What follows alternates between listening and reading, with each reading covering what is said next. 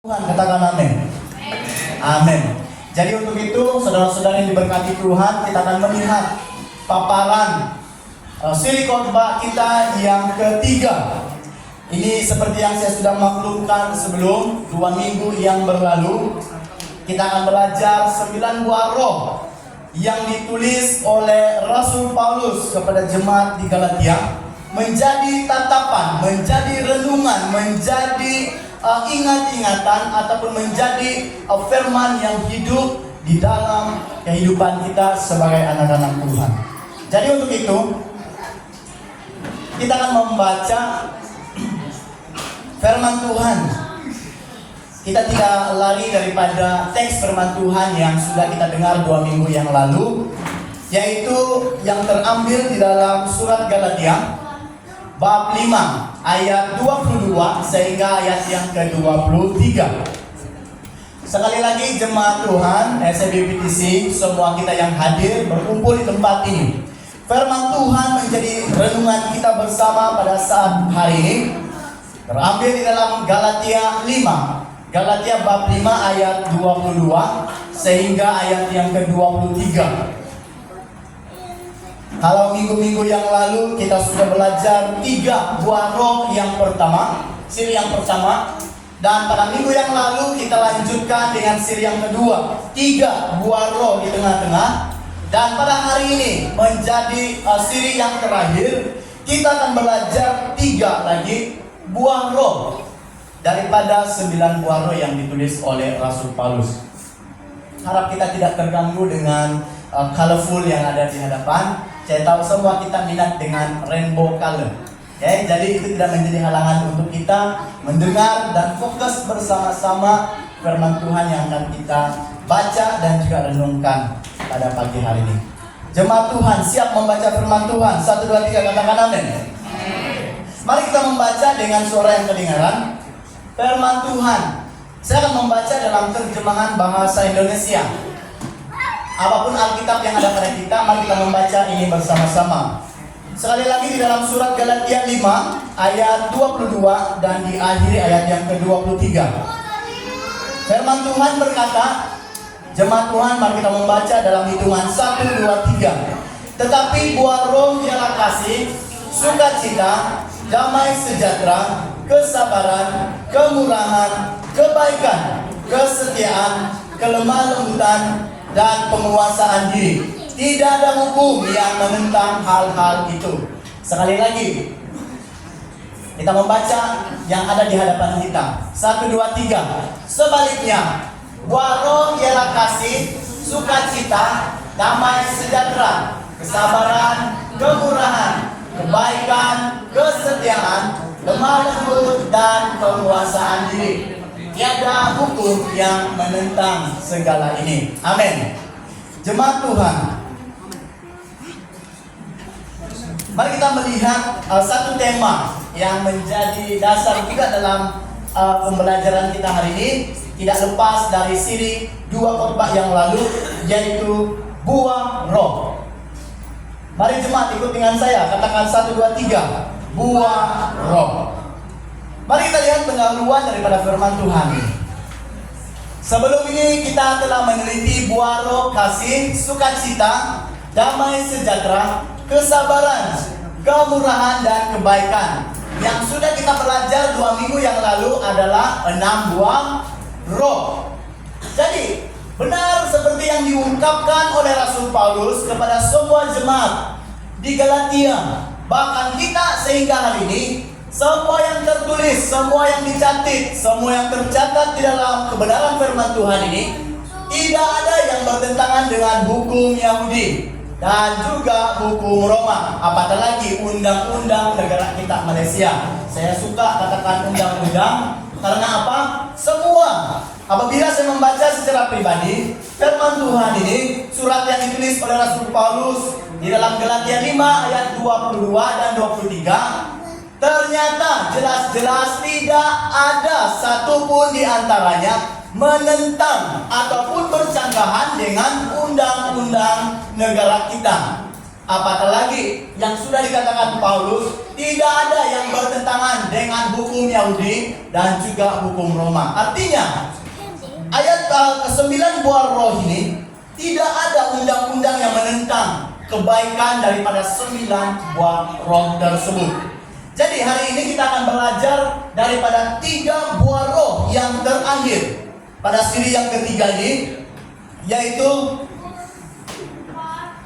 kesetiaan, lemah lembut, dan penguasaan diri. Saya mengajak kita untuk membaca 3 sebelum. Masih di pendahuluan. Mari kita membaca bersama-sama. 1, 2, 3. Kesetiaan dan penguasaan diri. Saya baca untuk kita. Kesetiaan, lemah lembut, dan penguasaan diri.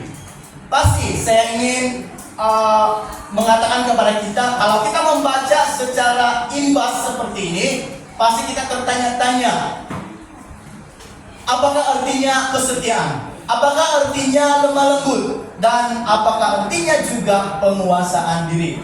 Di sekolah rendah, saya tidak pasti sekolah rendah, saya lupa sudah. Tapi yang pasti pada waktu sekolah menengah pendidikan moral itu ada. Jadi saya percaya bahwa apa yang kita belajar ini tidak ada pun yang menentang. Jadi untuk itu saudara-saudara yang diberkati Tuhan, sekali lagi saya bacakan kepada kita. Pembelajaran siri kita yang terakhir daripada 9 buah roh ini adalah kesetiaan, lemah lembut, dan penguasaan diri. Mari kita belajar bersama firman Tuhan ini. Seperti yang saya katakan juga bahwa pada waktu murid-murid Yesus menerima curahan Roh Kudus pada malam hari Pentakosta. Dari itulah mulanya didirikan gereja Tuhan. Sebenarnya gereja itu bukan bangunannya, tetapi keeratan jemaat Tuhan yang hidup bersekutu bersama dengan Tuhan. Itulah gereja bagi kita, orang yang percaya. Ya, kalau kita melihat pengertian secara umum, gereja itu adalah bangunan di mana tempat kita beribadah seperti pada siang hari ini. Tetapi apa yang saya ingin katakan di sini adalah orang-orang yang telah menerima curahan api Roh Kudus Tuhan itu, bahkan sehinggalah kepada generasi kita hari ini dikatakan semua orang yang mengenal, percaya kepada Tuhan memiliki Roh Kudus. Jadi semua orang yang percaya kepada Tuhan dan semestinya Roh Kudus yang sudah dicurahkan Tuhan bagi kita, kita seharusnya memiliki buah daripada Roh Kudus. Jadi itulah 9 buah roh yang seharusnya menjadi pegangan kita sebagai orang-orang yang percaya kepada Tuhan. Amin. Jadi kita akan belajar buah roh yang ke-7. Mari kita lihat. Kesetiaan. Mari jemaat Tuhan kita membaca 1, 2, 3. Kesetiaan. Dalam kurungan bahasa aslinya adalah pistis. Saudara yang diberkati Tuhan, kesetiaan artinya adalah seseorang yang setia, hati kental, patuh, taat, dan amanah. Ini yang kita mudah pahami. Juga saya katakan boleh kita lihat di dalam pencarian Google, laman sesawang yang ada di dalam telepon kita. Kita boleh lihat ini bersama-sama. Di mana kesetiaan itu artinya seorang yang memiliki hati yang sangat setia, berhati kental, patuh, taat, dan amanah terhadap sesuatu hal. Firman Tuhan menjadi dasar kepada kesetiaan ini adalah di dalam Amsal 20 ayat 6. Firman Tuhan berkata demikian, ramailah orang mencanang pasal kesetiaan mereka, tetapi siapakah orang yang betul-betul setia? Sekali lagi, ramailah orang mencanang ataupun riuh. Mencanang ini sibuk, riuh rendah, saling mempersoalkan, mencari-cari siapa pasal kesetiaan mereka. Nah, justru disambung pada ayat berikutnya, tetapi siapakah orang yang betul-betul setia?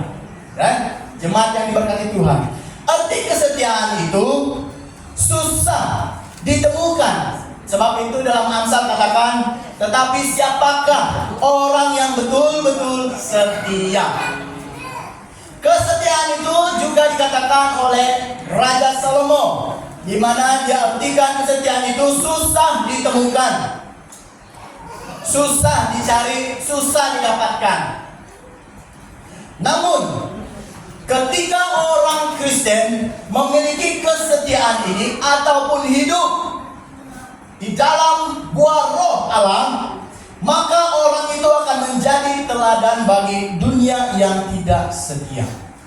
Saya katakan sekali lagi, orang yang mengaku dirinya orang yang percaya kepada Tuhan, semestinya, seharusnya orang tersebut hidup di dalam penuh kesetiaan.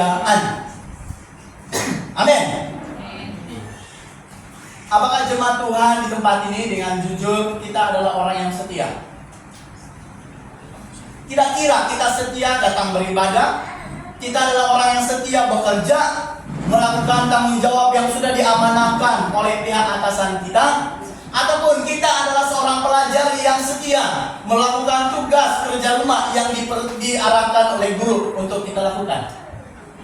Ataupun kita adalah orang yang setia, kita katakan, tetapi sebaliknya kita melambat-lambatkan sesuatu perkara dengan tidak setia. Sebab itu saudara-saudara yang diberkati Tuhan, Paulus mau supaya jemaat Tuhan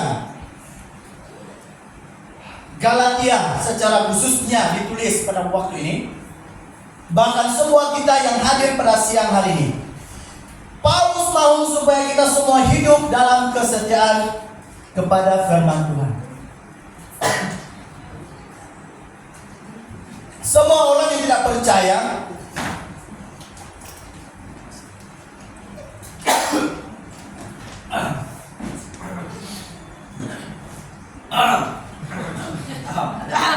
berarti saya tidak sendiri di dalam cerita. Haleluya. Mari kita lanjut. Sekali lagi, Paulus katakan, semua orang yang percaya harus hidupnya itu penuh dengan kesetiaan. Maka orang yang hidupnya penuh dengan setia akan menjadi teladan dan menarik dunia untuk melihat kesetiaan hidup mereka. Amin.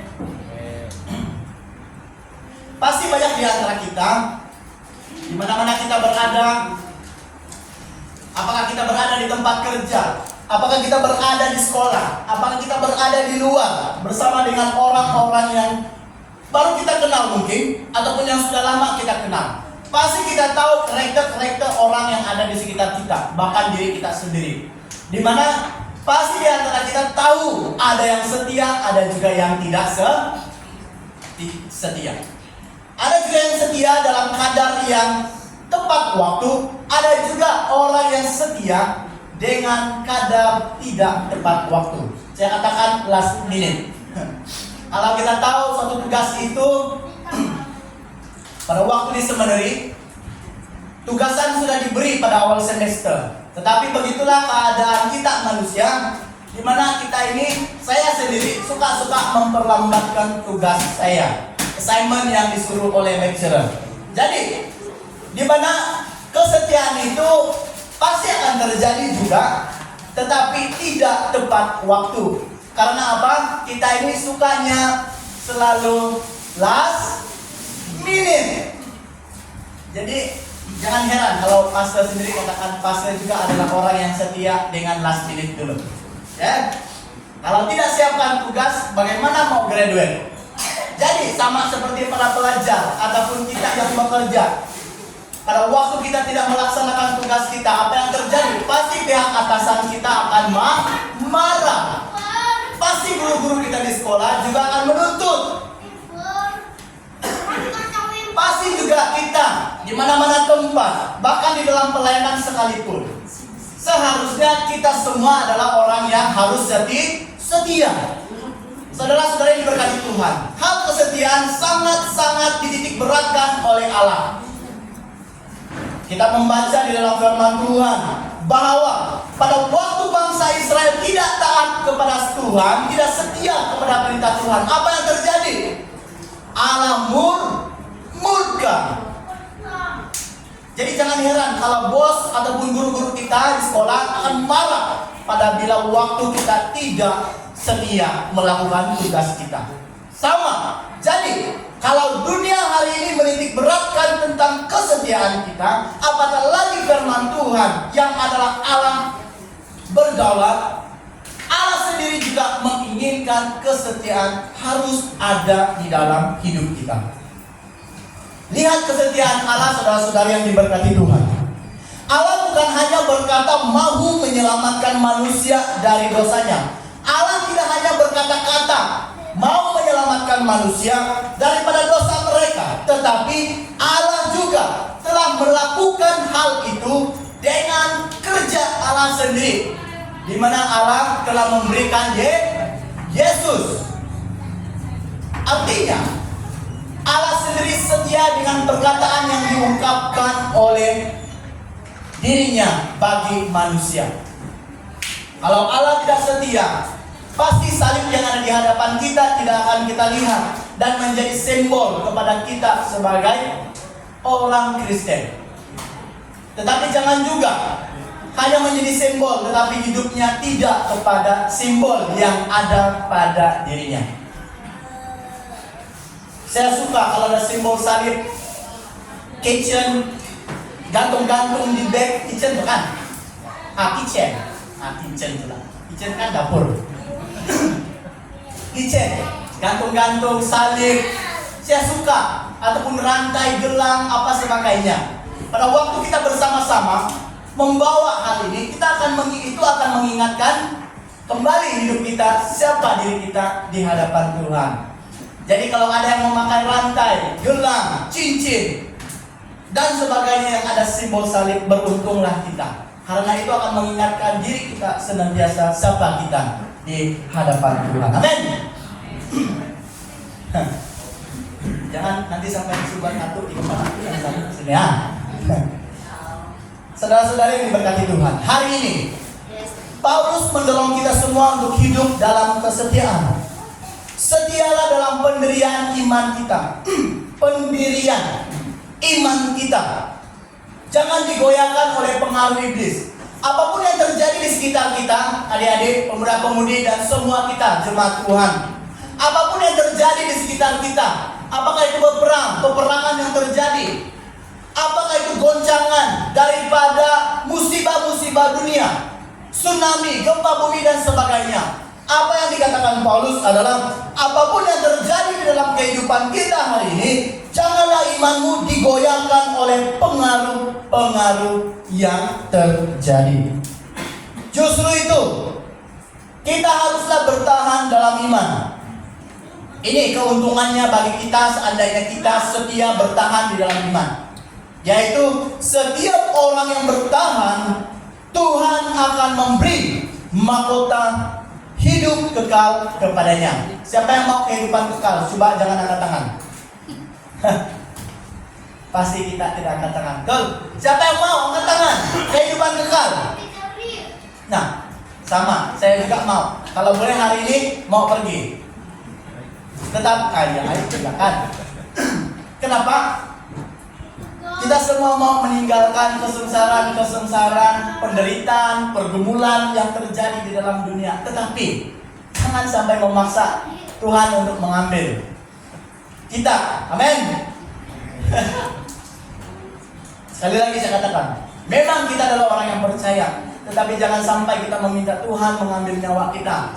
Maksud saya adalah jangan kita mau cepat-cepat kalau Tuhan belum berkehendak memanggil kita untuk naik, untuk berjumpa dengan Tuhan. Amin. Jadi, setiap nafas yang ada pada kita, berapapun usia kita, selagi kita masih boleh menghirup udara, nyawa yang ada pada kita ini, nikmatilah itu dengan taat dan setia kepada Tuhan.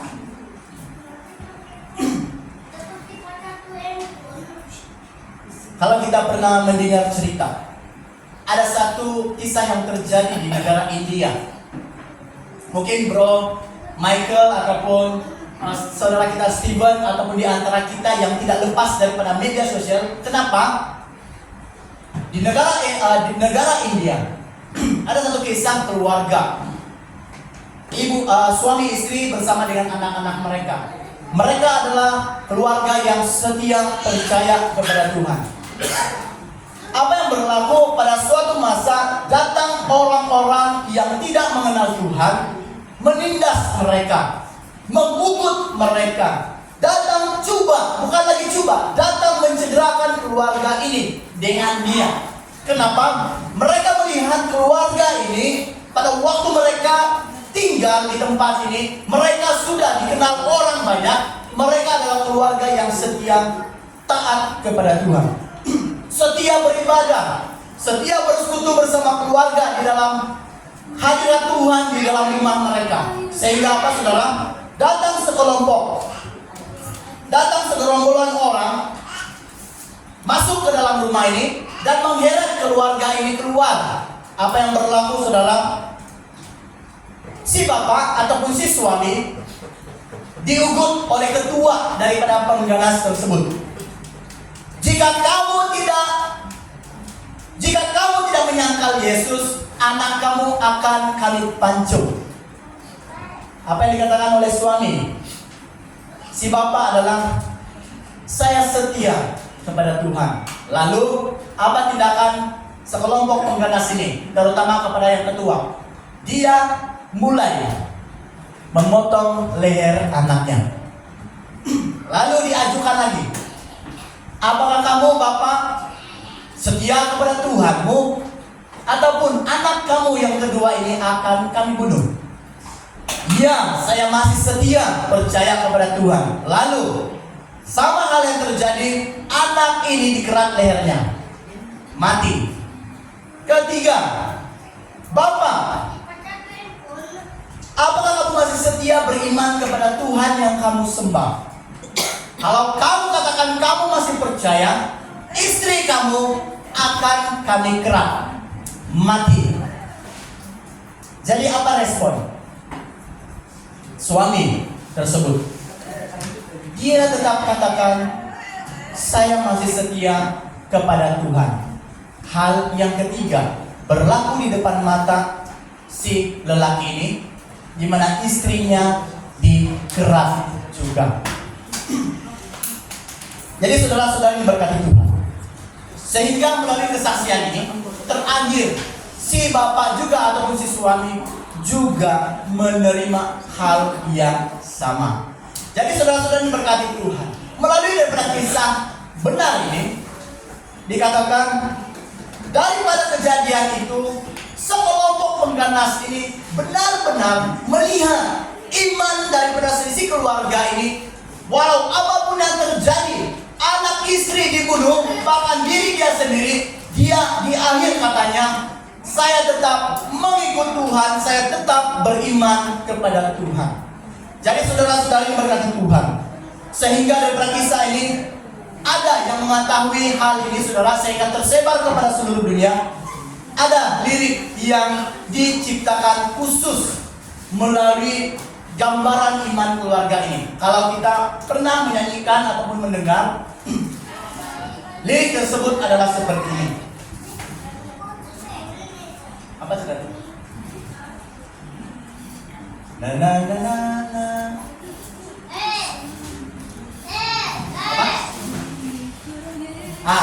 Mengikut Yesus keputusanku, mengikut Yesus keputusanku, mengikut Yesus keputusanku, ku tak ingkar, ku tak ingkar. Jadi itu sedikit lah kan yang saya menyanyikan untuk